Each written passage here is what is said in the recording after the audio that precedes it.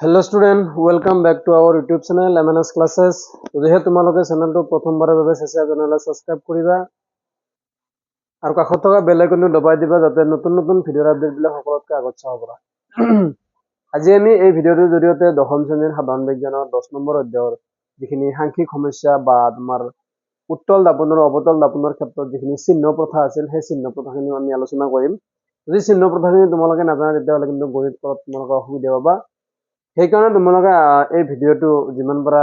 মনোযোগেৰে চাবা যাতে চিহ্ন প্ৰথাখিনি ক্লিয়াৰ হয়।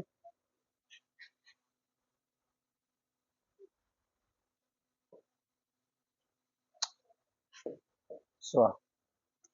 এতিয়া মই ইয়াত লিখি দিছো যে চিহ্ন প্ৰথাৰ ক্ষেত্ৰত কি হ'ব শুনা। আগত মই দাপনৰ সূত্ৰৰ কথা কৈছো যে দাপনৰ সূত্ৰটো কি আছিল একচুৱেলি যে দাপনৰ সূত্ৰ কি আছিল যে লক্ষ্যবস্তুৰ দূৰত্ব ইউ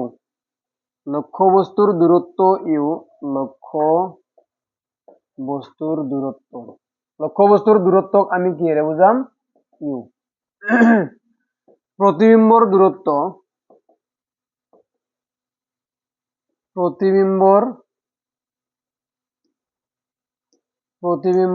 দূৰত্ব কিমান ভি আৰু ফোকাস দৈৰ্ঘ্য এফ। এই তিনটা ৰাশিৰ মাজত এটা সম্বন্ধ আছে। এই সম্বন্ধটোক দাপনৰ সূত্ৰ বুলি কোৱা হৈছে যে লক্ষ্যবস্তুৰ দূৰত্ব ইউ প্ৰতিবিম্বৰ দূৰত্ব ভি আৰু ফোকাস দৈৰ্ঘ্য দাপনখনৰ ফোকাস দৈৰ্ঘ্য ভি এই তিনটা ৰাশিৰ মাজত এটা কি আছে সম্বন্ধ আছে আৰু ইয়াক মানে তোমাৰ কি বুলি কোৱা হৈছে দাপনৰ সূত্ৰ বুলি কোৱা হৈছে। এতিয়া চাবা এই সূত্ৰ মতে দাপনৰ সূত্ৰ মতে কি যে 1/u + 1/v = 1/f এইটোকে দাপনৰ সূত্ৰ বুলি কোৱা হয়। দাপনৰ সূত্ৰটো কি আছিল 1/u + 1/v = 1/f এইটো আছিল আমাৰ দাপনৰ সূত্ৰ। এতিয়া দাপনৰ সূত্ৰৰ লগত আৰু এটা বস্তু জড়িত হৈ আছে বিবৰ্ধন। বিবৰ্ধন মানে কি আছিল যে লক্ষ্যবস্তু প্ৰতিবিম্ব এটা লক্ষ্যবস্তু অপেক্ষে কিমান গুণ ডাঙৰ বা সৰু তাক এই বিবৰ্ধনে নিৰ্ণয় কৰে আৰু বিবৰ্ধন m আমাৰ কি আছিল h'/h অৰ্থাৎ h' মানে আছিল প্ৰতিবিম্বৰ উচ্চতা। h' মানে আমি কি বুজিম প্ৰতিবিম্বৰ উচ্চতা আৰু h মানে আমি বুজিম কি লক্ষ্যবস্তুৰ উচ্চতা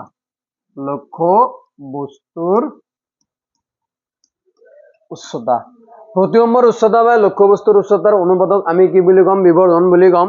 এই বিবৰ্ধনৰ লগত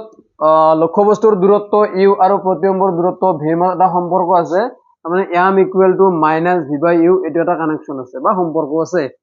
কিন্তু এই v/u ৰ লগত আৰু এটা সম্বন্ধ আছে কি m = h'/h কাৰণ m যেহেতু h'/h আকৌ m = -v/u গতিকে আমি ইয়াত লিখিব পাৰো -v/u আৰু এই তলৰ সূত্ৰটো আমাৰ কি বেছিকৈ ব্যৱহাৰ হয়। এই সূত্ৰটো আমাক প্ৰত্যেকটো গণিততে প্ৰায় লাগে গতিকে তোমালোকে এইখিনি ভালদৰে লিখি লোৱা যে দাপনৰ সূত্ৰটো কি আছিল 1/u + 1/v = 1/f আৰু কি আছিল বিবৰ্ধন m = h'/h আৰু যদি কেতিয়াবা আমাক h' ৰ মান উলিয়াব দিয়ে তেতিয়াহ'লে আমি এই সূত্ৰটো ইউজ কৰিম। এই h' মানে আমি বুজি ল'ব লাগিব যে প্ৰতিবিম্বৰ উচ্চতা বা প্ৰতিবিম্বৰ আকাৰ লক্ষ্যবস্তুৰ উচ্চতা। এতিয়া আৰু এটা আমি যে চিহ্ন প্ৰথা কৈছিলো এই চিহ্ন প্ৰথাৰ ক্ষেত্ৰত চাবা মই ইয়াত লিখি দিছো যে অবতল দাপনৰ ক্ষেত্ৰত 1 নম্বৰ কৈছো যে অবতল দাপনৰ ক্ষেত্ৰত কি হ'ব অবতল দাপনৰ ক্ষেত্ৰত কেৱল কি সৎ প্ৰতিবিম্বৰ বাবে মই কিন্তু ৰশ্মি চিত্ৰত কৈ দিছিলো যে কেতিয়া প্ৰতিবিম্বটো সৎ হ'ব। সৎ প্ৰতিবিম্বৰ বাবে চোৱা সৎ প্ৰতিবিম্বৰ বাবে কি হয় লক্ষ্যবস্তুৰ দূৰত্ব যেটো ইউ আছে ইউৰ মানটো কি হ'ব তোমাৰ ঋণাত্মক হ'ব। অবতল দাপনৰ ক্ষেত্ৰত ইউৰ মানটো ঋণাত্মক এফৰ মানটো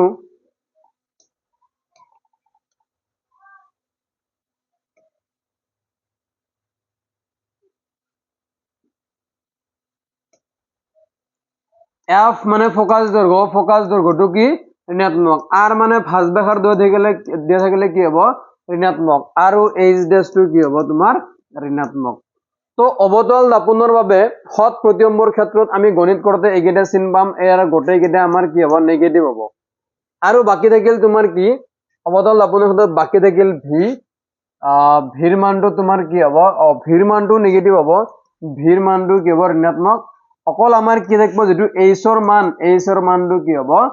ধনাত্মক। তো অবতল দাপনৰ ক্ষেত্ৰত তোমালোকে সিম্পলি মনত ৰাখিব পাৰা যে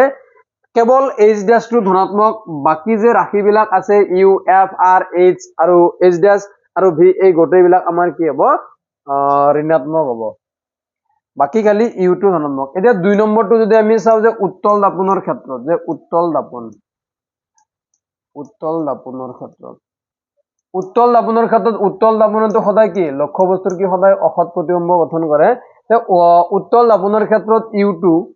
ইউটো ঋণাত্মকে থাকিব, ইউ ঋণাত্মক। উত্তল দাপনৰ ক্ষেত্ৰত কেৱল ইউ ঋণাত্মক, বাকি ভি ধনাত্মক, বাকি যিমানবিলাক ৰাখি আছে ভি ধনাত্মক, তাৰপিছত এফ ধনাত্মক, আৰ ধনাত্মক, এইচ ধনাত্মক, এইচ ড্যাশ ধনাত্মক। কেৱল উত্তল দাপনৰ ক্ষেত্ৰত ইউটো ঋণাত্মক, বাকি সকলো ৰাশি ধনাত্মক। অবতল দাপনৰ ক্ষেত্ৰত কেৱল কি হ'ব আমাৰ এইচ ধনাত্মক, সৎ প্ৰতিবিম্বৰ বাবে কেৱল এইচ ধনাত্মক, বাকি সকলোবিলাক কি হ'ব ঋণাত্মক। তো এই বস্তুকেইটাৰ আধাৰত আমি এতিয়া দুটা মই উদাহৰণৰ অংক দুটা কৰিম, তো তোমালোকে ভিডিঅটো চাই থাকিবা। এতিয়া চোৱা আমাৰ কি আছে উদাহৰণ 10.1 কৈছে বাহন এখনৰ পিছলৈ চোৱা দাপোন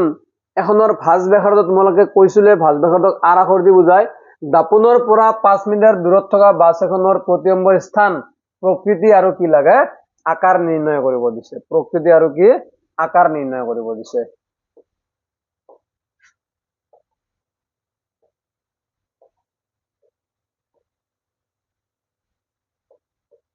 চাবা আমি এটো সলিউশন কৰোতে আমি লিখিম যে দিয়া আছে আমাক কি কি দিয়া আছে লিখলি হল। প্ৰথম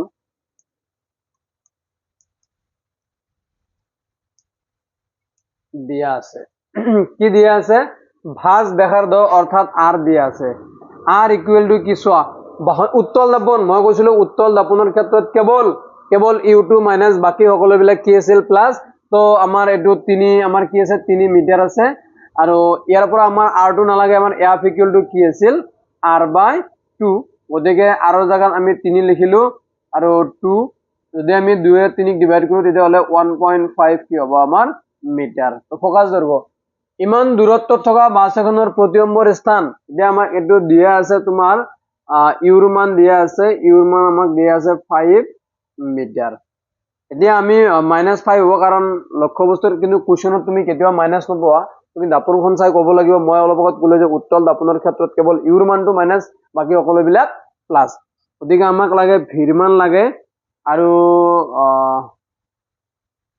এমৰ মান লাগে, ভিৰ মান আৰু কি এমৰ মান। এতিয়া কথাটো হৈছে কি যে যদিহে প্ৰকৃতি সুধিছে যদি আমি কি পাও যে এমৰ মান তাৰ পিছত তোমাৰ ভিৰ মান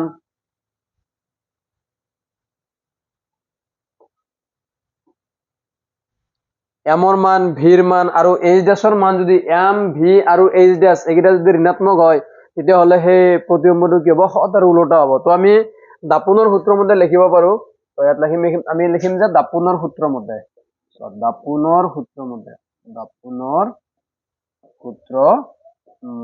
কি আছিল 1/u plus 1/v equal to 1/f। চাবা আমাক যেহেতু ভিৰ মানটো উলিওৱা যে ভিটো তুমি লেফট হ্যান্ড সাইডত ৰাখা বা বক্সত ৰাখিলা বা যিকোনো এটা সাইড কৰিলে হ'ল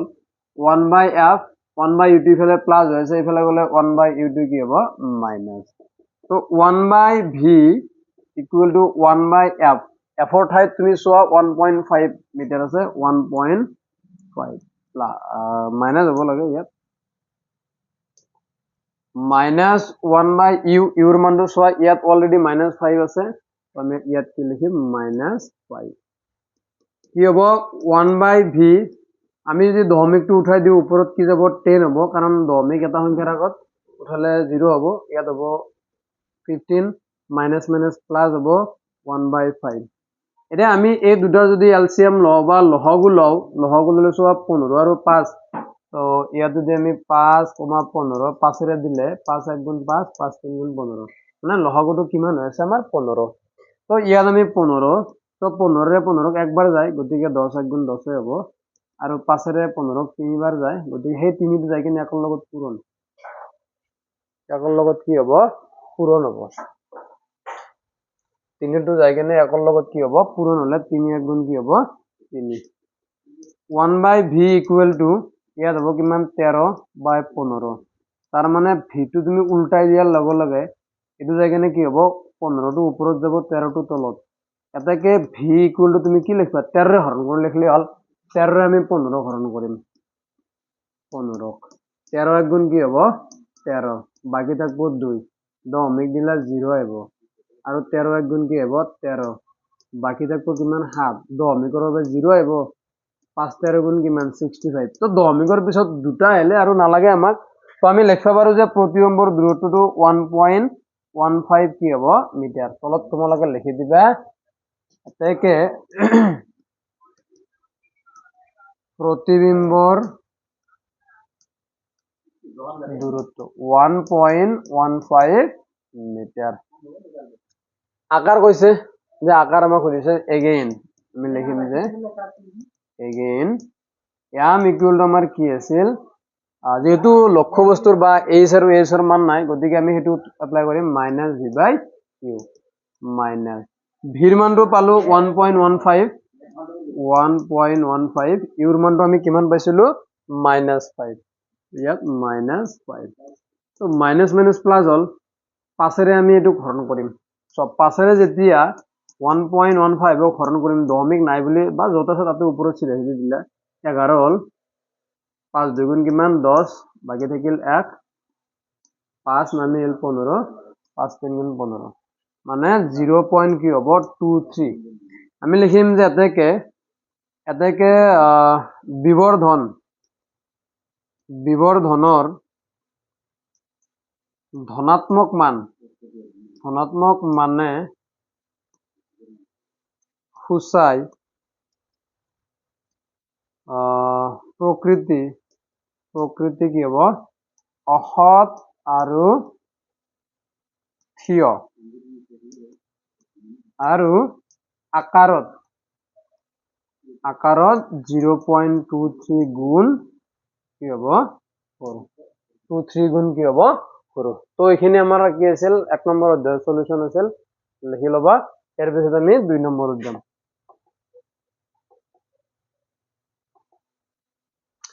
সো 2 নম্বৰটো আমাক কি ক'লে 2 নম্বৰটো কৈছে 15 সেন্টিমিটাৰ ফোকাস দৈৰ্ঘ্যৰ অবতল দাপোন এখনৰ সন্মুখত ফোকাস দৈৰ্ঘ্যটো কিমান দিয়া আছে 15 সেন্টিমিটাৰ আৰু দাপোনখন অবতল বুলি কৈছে তোমালোকে অবতল বুলি কোৱাৰ লগে লগে মনত ৰাখিব লাগিব ইয়াত খালি এইচৰ মানটোহে প্লাস অৰ্থাৎ লক্ষ্যবস্তুৰ আকাৰটো প্লাস বাকি সকলো কি হ'ব মাইনাস হ'ব তো অবতল দাপোন এখনৰ সন্মুখত 25 সেন্টিমিটাৰ দূৰত্বত 4 সেন্টিমিটাৰ আকাৰৰ লক্ষ্যবস্তু এটা ৰখা হৈছে স্পষ্ট প্ৰতিবিম্ব এটা পাবলৈ দাপোনৰ পৰা কিমান দূৰত পৰ্দাখন ৰাখিব লাগিব প্ৰতিবিম্বৰ প্ৰকৃতি আৰু আকাৰ লাগে তো তিনটা প্ৰশ্ন দিলে আমাক যি নহওক আমি কৰি দি আছো চোৱা সলিউশন লিখলে হল যে দিয়া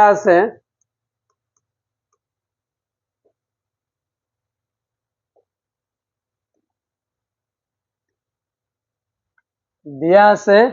ফোকাস দৈৰ্ঘ্য f এটো আমাৰ লিখবা লাগিব -15 সেন্টিমিটাৰ সন্মুখত বুলি কৈছে যেটো ইউৰ মানটো -25 সেন্টিমিটাৰ আৰু কৈছে এইচৰ মানটো এটো হ'ব 4 সেন্টিমিটাৰ আমাক লাগে কাৰ মান ভিৰ মান লাগে এইচ ডেছৰ মান লাগে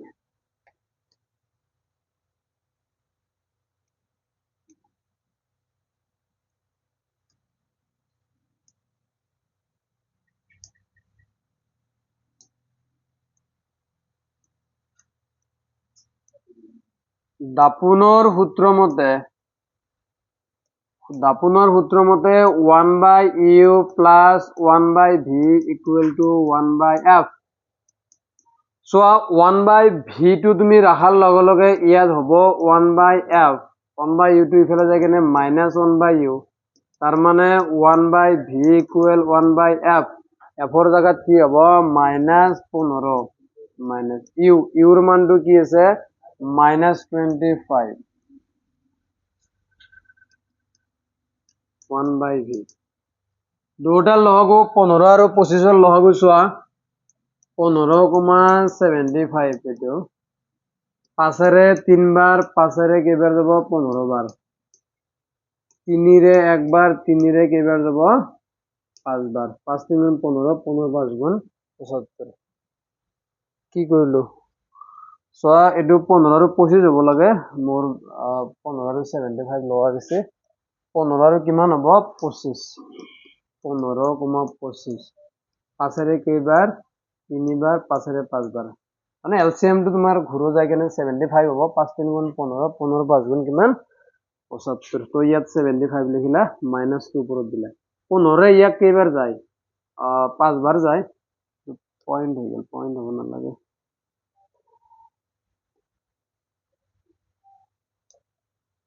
5 बार तो 5 एक गुण की 5 माइनस है प्लस 25 एक 3 बार बोले 3 एक गुण 3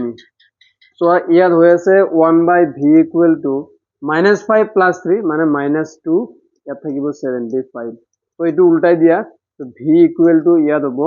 ইফালে উল্টি যাব 75/-2 অর্থাৎ v ইকুয়াল টু কিমান 2 এর তো হরণ করলে আধা করা হয় তো 75 এর আধা কিমান হ'ব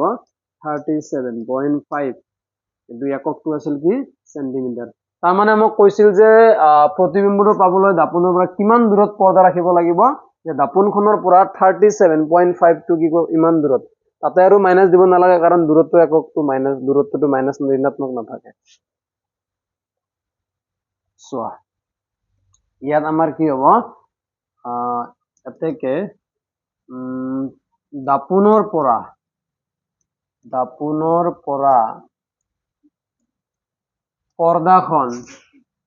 পৰ্দাখন 37.5 সেন্টিমিটাৰ দূৰত ৰাখিব লাগিব আমি গম পালো যে দাপনৰ পৰা পৰ্দাখন ইমান সেন্টিমিটাৰ দূৰত ৰাখিব লাগিব ইয়াৰ পিছত আমাৰ আকাৰ লাগে আৰু এটা কথা গম পাইছো যে ভিৰ মান যদি মাইনাস হৈছে নিশ্চয় প্ৰতিবিম্বটো হত আৰু কি হ'ব উল্টা হ'ব তো আমি এটা আকাৰটো চাম তো এগেইন সূত্র কিন্তু লিখি দিছিলো মই যে m ইকুয়াল টু কি আছিল আমার h dash by h equal to -v by u তো যেহেতু প্রতিবিম্বর আকার গতিকে h dash এর মান লাগে আমি h dash টো রাখিম সো h টো ইফালে হরণ হৈ আছে আমি ইফালে লৈ গলে কি হ'ব পূরণ তাৰ মানে v by u ইনটু কি হ'ব h তো h dash equal to -v ভিৰ জায়গাত 37.5 ইয়াত আমি লিখলো 37.5 ইউৰ জায়গাত চোৱা ইউর জায়গাত কিমান আছে -25 তো ইয়াত লিখলো -25 কিন্তু h এর মানটো ইয়াত কি আছে 4 আছে তো ইয়াত 4 লিখি দিয়া কাটাকাটি যায় কিন্তু আমি পূরণ করে দিম পূরণ করলে ইজি ওলাব সবা মাইনাস মাইনাস ক্যান্সেল গল নাই এইটো মাইনাস সূত্ৰৰ মাইনাস ভিৰ মানটো চোৱা ভিৰ মানটো -37 তাৰ মানে ইয়াত আৰু এটা অতিৰিক্ত মাইনাস আছিল মানে এই মাইনাসটো সূত্ৰৰ মাইনাস আৰু এটো ভিৰ মানৰ মাইনাস এটো ভিৰ মানটো -37.5 এই মাইনাস ক্যান্সেল তো এই মাইনাসটো থাকি যাব তাৰ পিছত চোৱা আমি 25 লিখিলো এটা 4 ৰে মাল্টিপ্লাই পূৰণ কৰি দিম 5 4 গুণ 20 20 ৰ শূন্য হাতে 2 গেল আৰু 7 4 গুণ 28 28 আৰু 2 কিমান হ'ব তোমাৰ 30 30 ৰ শূন্য হাতত 3 4 3 গুণ 12 12 3 কিমান হ'ব 15 এটা সংখ্যাৰ আগত 10 মিলিছিল 10 মানে 150 আৰু 25 ৰ 150 কেইবাৰ 6 বাৰ যায় তো এটাকে h dash ইকুয়াল টু কি হ'ব 6 6 সেন্টিমিটার তলত লিখি দিলে হল এটাকে প্ৰতিবিম্বৰ আকাৰ 6 সেন্টিমিটাৰ আৰু ইয়াৰ ঋণাত্মক মানে বুজায় যে প্ৰতিবিম্বৰ প্ৰকৃতিটো কি হ'ব হত আৰু লতা তো এই দুটা গুণ তোমালোকে ভালদৰে চাবা আৰু ইয়াৰ পৰৱৰ্তী ভিডিঅত আমি পোহৰৰ প্ৰতিফলন সম্পৰ্কে আলোচনা কৰিম গতিকে চেনেলটো যদি নতুন চাইছে তেনেহলে সাবস্ক্ৰাইব কৰিবা আৰু ভিডিঅত লাইক দিবা লাইক দিলে মানে ভিডিঅ বনাই ভাল লাগে তো আজিলৈকে এইখিনি থাকিল